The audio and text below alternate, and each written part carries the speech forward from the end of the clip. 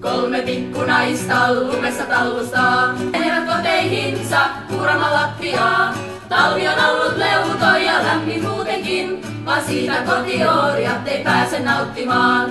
Kolme pikkunaista oppivat luottamaan niihin, joiden kanssa he jakavat keittonsa. He oppivat, että mies on aina perheenpää, vaikka ilman naisia ei olisi edes elämää. Miten monta pikkunaista orjuuteen pakotettiin, vietiin ihmisarvo ja ruumiskin häpäistiin. Kolme pikkunaista lumessa tallustaa, he tietää, mutta jotenkin ne jaksa välittää. Kovin kauan oli valtamiehillä, ja naiset syrjään sysättiin, ei saaneet he puhua.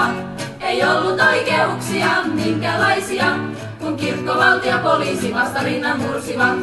Kolme pikkunaista lumessa tallustaa. Jo vuonna 1 ja 2 he lähtivät kulkemaan. Vuonna 98 yhä miesväki hallitsee, mutta silti naisten hallussa on maailman tulevaisuus.